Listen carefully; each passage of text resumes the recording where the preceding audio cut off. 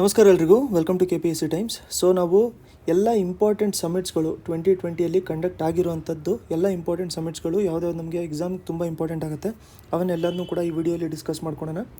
So ನೀವು ಹೊಸಬರಾಗಿದ್ದರೆ ಚಾನಲ್ನ subscribe ಮಾಡ್ಕೊಂಡಿರಿ.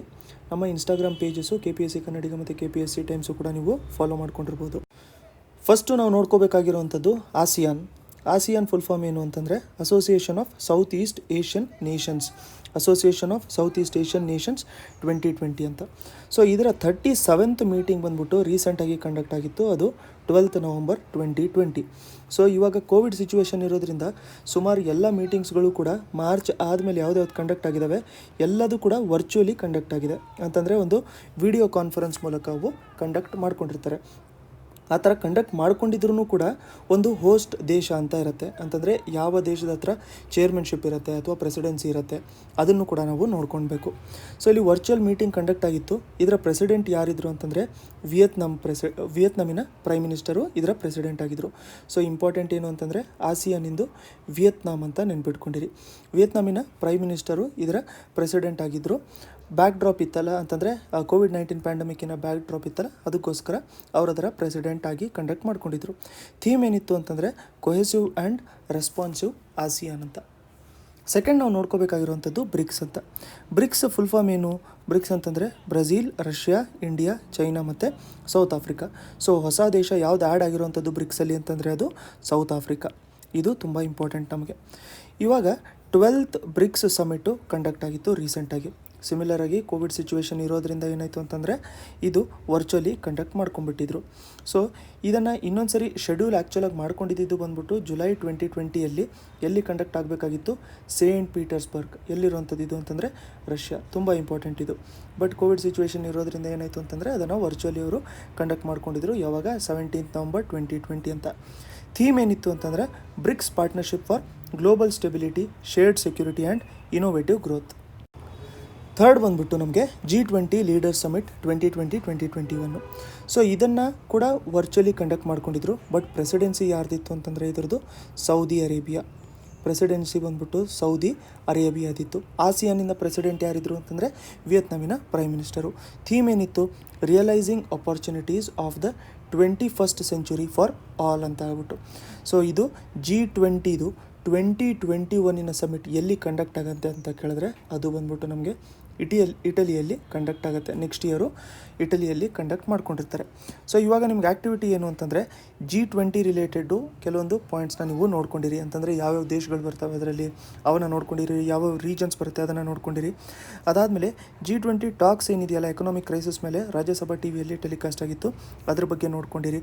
ಅದಾದಮೇಲೆ G20 ಸಮಿಟ್ಸ್ಗಳನ್ನು ಕೂಡ ನೀವು ಒಂದ್ಸರಿ ನೋಡ್ಕೊಂಡಿರ್ಬೋದು. ಬಟ್ ಸದ್ಯಕ್ಕೆ ಇಂಪಾರ್ಟೆಂಟ್ ಇರುವಂಥದ್ದು ಈ ವರ್ಷ ಎಲ್ಲಿ ಕಂಡಕ್ಟ್ ಆಗಿತ್ತು, ನೆಕ್ಸ್ಟ್ ಇಯರ್ ಎಲ್ಲಿ ಕಂಡಕ್ಟ್ ಆಗುತ್ತೆ, ಥೀಮ್ ಏನಿತ್ತು, ಪ್ರೆಸಿಡೆಂಟ್ ಯಾರಿರ್ತಾರೆ ಅಂತ. G7 ಸಮಿಟ್ ಅಂತ ಹೇಳ್ಬಿಟ್ಟು ನಾವು ನೋಡ್ಕೊಳ್ಳೋಣ. ಸೊ ಇವೆಲ್ಲದು G ಅಂತ ನಾವು ನೋಡ್ಕೊಂಡಿದ್ದೀವಲ್ಲ. ಸೊ ಅದರ ಫುಲ್ ಫಾರ್ಮ್ ಏನು ಅಂತಂದರೆ G ಅಂತಂದರೆ ನಮಗೆ ಗ್ರೂಪ್ ಅಂತ. G ಅಂತಂದರೆ ಗ್ರೂಪ್ ಅಂತ. ಇವಾಗ G7 ಇದ್ದರೆ ಗ್ರೂಪ್ ಆಫ್ 7, G20 ಇದ್ದರೆ ಗ್ರೂಪ್ ಆಫ್ 20. ಸೊ ಆ ಥರ ಅವರು ಒಂದೊಂದು ಗ್ರೂಪ್ಸ್ ಮಾಡ್ಕೊಂಡಿರ್ತಾರೆ, ಅವುಗಳ ಸಮಿಟ್ಸ್ನ ನಡೆಸ್ತಾ ಇರ್ತಾರೆ. ಸೊ G7 ಸಮಿಟು 2020 ಇದನ್ನು ಶೆಡ್ಯೂಲ್ ಆಗಿರುವಂಥದ್ದು ಇದು 12th ಜೂನು 2020ಯಲ್ಲಿ ಕಂಡಕ್ಟ್ ಮಾಡ್ಕೋಬೇಕು ಅಂತ ಹೇಳ್ಬಿಟ್ಟು ಮಾಡ್ಕೊಂಡಿದ್ರು. ಬಟ್ ಅದನ್ನು ಇವಾಗ ಕ್ಯಾನ್ಸಲ್ ಮಾಡ್ಕೊಂಡಿದ್ದಾರೆ. ನೆಕ್ಸ್ಟು ನಾವು ನೋಡ್ಕೋಬೇಕಾಗಿರುವಂಥದ್ದು ಸಾರ್ಕ್ ಸಮಿಟ್. ತುಂಬ ಇಂಪಾರ್ಟೆಂಟ್ ಆಗುವಂಥದ್ದು ಇದು. ಸಾರ್ಕ್ ಅಂತಂದರೆ ಏನು? South Asian association for regional cooperation ಅಂತ ಹೇಳ್ಬಿಟ್ಟು. ಸೊ ಲಾಸ್ಟ್ ಸಾರ್ಕ್ ಸಮಿಟು ಕಂಡಕ್ಟ್ ಆಗಿರುವಂಥದ್ದು ನಮಗೆ 2014ನಲ್ಲಿ ಕಂಡಕ್ಟ್ ಆಗಿದೆ. ಅದಾದಮೇಲೆ ಏನಾಯಿತು ಅಂತಂದರೆ ಪಾಕಿಸ್ತಾನ ಕಡೆಯಿಂದ ಅಟ್ಯಾಕ್ ಆಗಿದ್ದು, ಟೆರರಿಸ್ಟು ನಮ್ಮ ಇಂಡಿಯಾಗೆ ಅಟ್ಯಾಕ್ ಮಾಡ್ತಿರೋದ್ರಿಂದ ಏನಾಯಿತು ಅಂತಂದರೆ ಇಂಡಿಯಾ ಆ ಸಮಿಟ್ಗಳನ್ನ ಕ್ಯಾನ್ಸಲ್ ಮಾಡ್ಕೊತಾ ಇತ್ತು. ಸೊ ಅದಕ್ಕೆ ಇಂಡಿಯಾಗೆ ಸಪೋರ್ಟ್ ಮಾಡ್ಕೋಬೇಕು, ಟೆರರಿಸಮ್ಗೂ ಸಪೋರ್ಟ್ ಮಾಡಬಾರ್ದು ಅಂತ ಹೇಳ್ಬಿಟ್ಟು ಸಾರ್ಕಿನ ದೇಶಗಳೆಲ್ಲ ಏನೇನಿದ್ವಲ್ಲ ಅವು ಕೂಡ ಇಂಡಿಯಾಗೆ ಸೈಡು ಕೊಡ್ತಾ ಇರ್ತಿತ್ತು. ಅಂತಂದರೆ ಇಂಡಿಯಾ ಜೊತೆನೇ ಉಳಿತಾ ಇರ್ತಾಯಿತ್ತು. ಅಂತಂದರೆ ನಾವು ಕೂಡ ಸಮಿಟ್ಸ್ನ ಅಟೆಂಡ್ ಮಾಡ್ಕೊಳ್ಳಲ್ಲ ಅಂತ. ಸೊ ಅದಕ್ಕೆ ಲಾಸ್ಟ್ ಕಂಡಕ್ಟ್ ಮಾಡ್ಕೊಂಡಿರುವಂಥದ್ದೇ 2014ನಲ್ಲಿ. ಅದಾದಮೇಲೆ ಇರುವಂಥದ್ದು ಎಲ್ಲದೂ ಕೂಡ ಕ್ಯಾನ್ಸಲ್ ಆಗಿದೆ.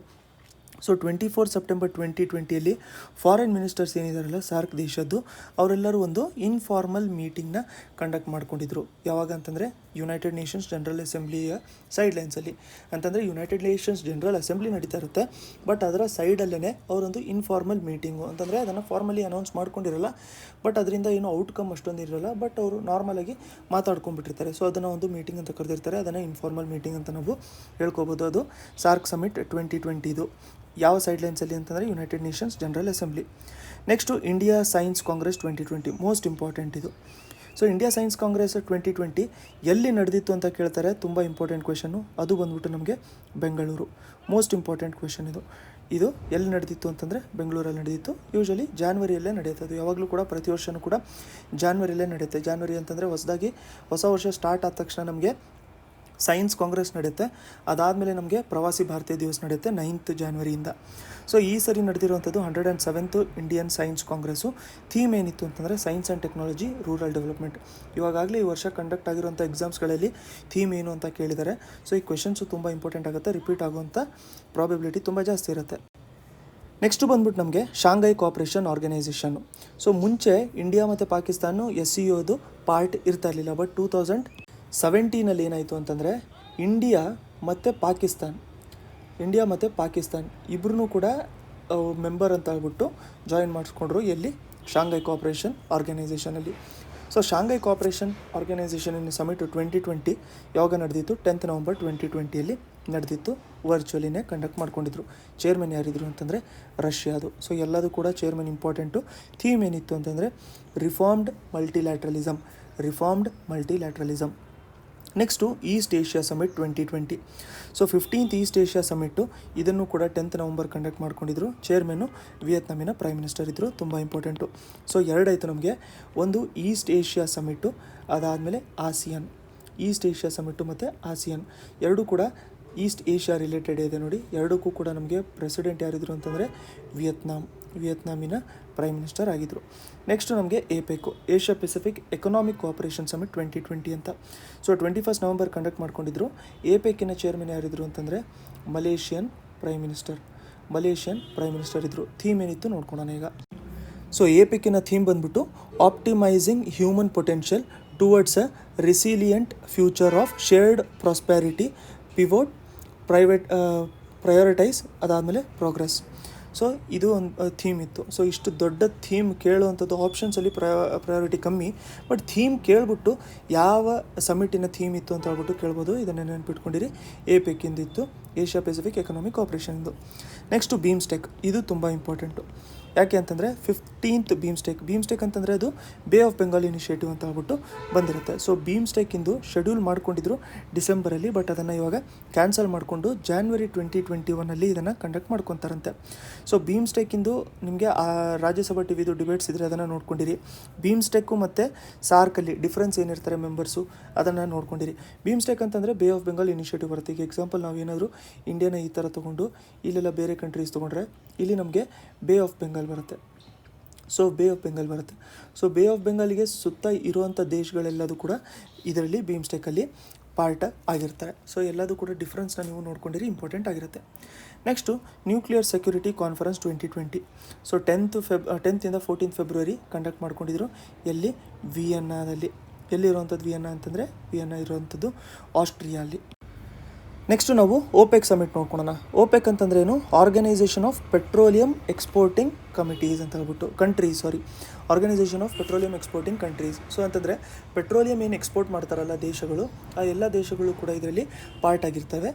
ಜೊತೆಗೆ ಆ ಎಲ್ಲ ದೇಶಗಳು ಕೂಡ ಏನು ಮಾಡ್ಕೊತವೆ ಅಂತಂದರೆ ಪ್ರೈಸಸ್ನ ಡಿಸೈಡ್ ಮಾಡ್ಕೊತಾರೆ. ಎಷ್ಟು ಪ್ರೈಸಸ್ ಇರಬೇಕು, ಎಷ್ಟು ಪ್ರೈಸ್ ಇದ್ದರೆ ಕಾಂಪಿಟೇಷನ್ ಚೆನ್ನಾಗಿರುತ್ತೆ, ಡಿಮಾಂಡು ಸಪ್ಲೈ ಇವನ್ನೆಲ್ಲ ನೋಡಿಕೊಂಡು ಓಪೆಕ್ಕು ಅದು ಡಿಸೈಡ್ ಮಾಡ್ಕೊಳುತ್ತೆ. ಸೊ 179th ಓಪೆಕ್ ಕಾನ್ಫರೆನ್ಸು 2020 ನಡೀತು. ಇದನ್ನು ವರ್ಚುವಲಿ ಕಂಡಕ್ಟ್ ಮಾಡ್ಕೊಂಡಿದ್ರು. ನ್ಯಾಟೋ ಸಮಿಟ್ಟು ಇದರಲ್ಲಿ ನಾರ್ತ್ ಅಟ್ಲಾಂಟಿಕ್ ಟ್ರೀಟಿ ಆರ್ಗನೈಸೇಷನ್ ಅಂತ. ನ್ಯಾಟೋ ಅಂತಂದರೆ ನಾರ್ತ್ ಅಟ್ಲಾಂಟಿಕ್ ಟ್ರೀಟಿ ಆರ್ಗನೈಸೇಷನ್ ಅಂತ. ಸೊ ಇದನ್ನು ಡಿಸೆಂಬರಲ್ಲೇ ಕಂಡಕ್ಟ್ ಮಾಡ್ಕೊಂಡಿದ್ದಾರೆ. 3rd ಮತ್ತು 4th ಡಿಸೆಂಬರು 2019 ಎಲ್ಲಿ? ಯುನೈಟೆಡ್ ಕಿಂಗ್ಡಮಲ್ಲಿ ಕಂಡಕ್ಟ್ ಮಾಡ್ಕೊಂಡಿದ್ರು. ಥೀಮ್ ಏನಿತ್ತು ಅಂತಂದರೆ 70 years ಆಫ್ ನ್ಯಾಟೋ ಅಂತ ಹೇಳ್ಬಿಟ್ಟು. Next Earth Hour 2020 most important question ಇದು. ಇದು ಅರ್ತ್ ಅವರ್ 2020 ಡಿಜಿಟಲಿ ಇದನ್ನು ಅಬ್ಸರ್ವ್ ಮಾಡ್ಕೊಂಡಿರುವಂಥದ್ದು 28 ಮಾರ್ಚ್ 2020 ಅಂತ. ಥೀಮ್ ಏನಿತ್ತು ಅಂತಂದರೆ climate action and sustainable development. One of the most important questions ಇದು. ಜಾಗ್ರಫಿಯಲ್ಲಿ ತುಂಬ ರಿಪೀಟ್ ಆಗ್ತಾ ಇರುತ್ತೆ, UPSCಲೂ ಕೂಡ ರಿಪೀಟ್ ಆಗುತ್ತೆ, KPSCಲೂ ಕೂಡ ತುಂಬ ಫೇವ್ರೆಟ್ ಕ್ವೆಶನ್ ಇದು. ನ್ಯಾಮ್ ಸಮಿಟ್ಟು. ನ್ಯಾಮ್ ಅಂತಂದರೆ ನಾನ್ ಅಲೈನ್ಡ್ ಮೂಮೆಂಟ್ ಅಂತ. ಸೊ ನಾನ್ ಅಲೈನ್ಡ್ ಮೂಮೆಂಟು ಇಂಡಿಯಾ ಮತ್ತು ಇಂಡೋನೇಷ್ಯಾ ಇಬ್ಬರು ಸೇರಿಬಿಟ್ಟು ಅದನ್ನು ಸ್ಟಾರ್ಟು ಮಾಡ್ಕೊಂಡಿದ್ದರು. ಯಾಕೆ ಅಂತಂದರೆ ಇಂಡಿಪೆಂಡೆನ್ಸ್ ಸಿಕ್ಕ ಮೇಲೆ ಏನಾಗಿತ್ತು ಅಂತಂದರೆ 2 ಗ್ರೂಪ್ಸ್ ಆಗೋಗ್ಬಿಟ್ಟಿದ್ದು.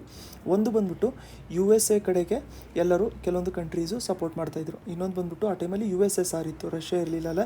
ಸೊ ಅದಕ್ಕೆ ಕೆಲವೊಂದು ಕಂಟ್ರೀಸು ಸಪೋರ್ಟ್ ಮಾಡ್ಕೊತಾ ಇತ್ತು. ಸೊ ಆ ಟೈಮಲ್ಲಿ ಪ್ರೆಷರ್ ಇರೋದ್ರಿಂದ ಏನು ಮಾಡಿದ್ರು ಅಂತಂದರೆ ಇಂಡಿಯಾ ಇಂಡೋನೇಷ್ಯಾ ಈ ಥರ ಕೆಲವೊಂದು ದೇಶಗಳೆಲ್ಲ ಸೇರಿಬಿಟ್ಟು ನಾನ್ ಅಲೈನ್ಡ್ ಮೂಮೆಂಟ್ ಅಂತ ಹೇಳ್ಬಿಟ್ಟು ಸ್ಟಾರ್ಟ್ ಮಾಡಿಕೊಂಡ್ರು. ಅಂತಂದರೆ ನಾವು USA ಕಡೆನೂ ಕೂಡ ಸೈಡ್ ಇಲ್ಲ, ನಾವು USSR ಕಡೆನೂ ಕೂಡ ಸೈಡ್ ಇಲ್ಲ ಅಂತ ಹೇಳ್ಬಿಟ್ಟು. ಸೊ ಇದ್ರದ್ದು ಆನ್ಲೈನ್ ಕಂಡಕ್ಟ್ ಮಾಡ್ಕೊಂಡಿದ್ರು ಸಮಿಟ್ಟು 4th May 2020. ಚೇರ್ಮನ್ ಬಂದ್ಬಿಟ್ಟು ಅಜರ್ಬೈಜಾನಿನ ಪ್ರೆಸಿಡೆಂಟ್ ಆಗಿದ್ದರು. ಸೊ ಚೇರ್ಮನ್ಶಿಪ್ ಯಾವ ದೇಶದಿತ್ತು ಅಂತ ಹೇಳ್ಬಿಟ್ಟು ಅಷ್ಟೇ ಕೇಳ್ತಾರೆ, ಅದನ್ನು ನೆನ್ಪಿಟ್ಕೊಂಡಿರಿ. Next Commonwealth Heads of Government Meeting. So Commonwealth Heads of Government Meeting ಅದರ ಸಮಿಟು 2020-2021 ಜೂನ್ 2020 ನಡೆದಿತ್ತು. ಬಟ್ ಅದನ್ನು ಕ್ಯಾನ್ಸಲ್ ಮಾಡ್ಕೊಂಡ್ಬಿಟ್ರು. ಯಾಕಂತಂದರೆ ಪ್ಯಾಂಡಮಿಕ್ ಸಿಚುವೇಶನ್ ಇರೋದ್ರಿಂದ ಅದನ್ನು ಕ್ಯಾನ್ಸಲ್ ಮಾಡ್ಕೊಂಡ್ಬಿಟ್ಟಿದ್ರು. ಸೊ ಇವಾಗ ಅದನ್ನು ನೆಕ್ಸ್ಟ್ ಇಯರ್ಗೆ ಪೋಸ್ಟ್ಪೋನ್ ಮಾಡ್ಕೊಂಡ್ಬಿಟ್ಟಿದ್ದಾರೆ. ಎಲ್ಲಿ ಕಂಡಕ್ಟ್ ಆಗುತ್ತೆ ಅಂತಂದರೆ ರುವಾಂಡಲ್ಲಿ ನಡೆಯುತ್ತೆ. ತುಂಬ ಇಂಪಾರ್ಟೆಂಟ್ ಇದು. Indo Africa summit 2020. ಸೊ ಇದು virtual ಸಮಿಟ್ಟು.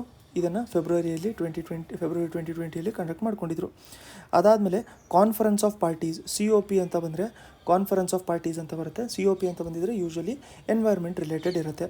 So United Nations Framework on Climate Change ಇತ್ತಿದ್ದು.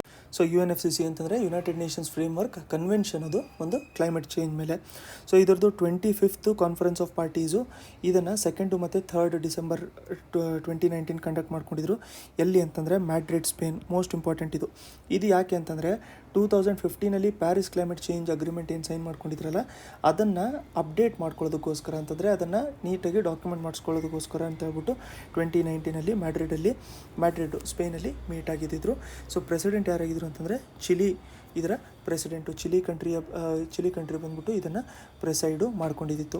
ಸೊ ಇವುಗಳ PDF ನಿಮ್ಗೆ ಏನಾದರೂ ಬೇಕಾಗಿದ್ದರೆ ಈ ನಂಬರಿಗೆ ನೀವು ಕಾಂಟ್ಯಾಕ್ಟ್ ಮಾಡ್ಕೊಂಡಿರ್ಬೋದು. ಜೊತೆಗೆ ನಮ್ಮ ವಾಟ್ಸಪ್ ಗ್ರೂಪು ಕೂಡ ನೀವು ಜಾಯ್ನ್ ಆಗ್ಬೋದು. ಅದರಲ್ಲಿ ನಿಮಗೆ ಎಲ್ಲ ಥರ PDFಸು ಮತ್ತು ಬೇರೆ ಅಪ್ಡೇಟ್ಸು, GS, ಕರೆಂಟ್ ಅಫೇರ್ಸ್ ಎಲ್ಲದೂ ಕೂಡ ಸಿಗ್ತಾ ಇರುತ್ತೆ. ಈ ನಂಬರಿಗೆ ನೀವು ವಾಟ್ಸಪ್ ಮಾಡಿಕೊಂಡು ಕಾಂಟ್ಯಾಕ್ಟ್ ಮಾಡ್ಕೊಂಡಿರಿ. ವಿಡಿಯೋ ಇಷ್ಟ ಆಗಿದ್ದರೆ ಲೈಕ್ ಬಟನ್ನ ಪ್ರೆಸ್ ಮಾಡ್ಕೊಂಡಿರಿ. ನೀವು ಹೊಸಬರಾಗಿದ್ದರೆ ಚಾನಲ್ನ ಸಬ್ಸ್ಕ್ರೈಬ್ ಮಾಡೋದನ್ನ ಮರೆಯೋಕೆ ಹೋಗ್ಬಿಡಿ. ನೆಕ್ಸ್ಟ್ ವೀಡಿಯೋಲಿ ಮತ್ತೆ ಸಿಗೋಣ.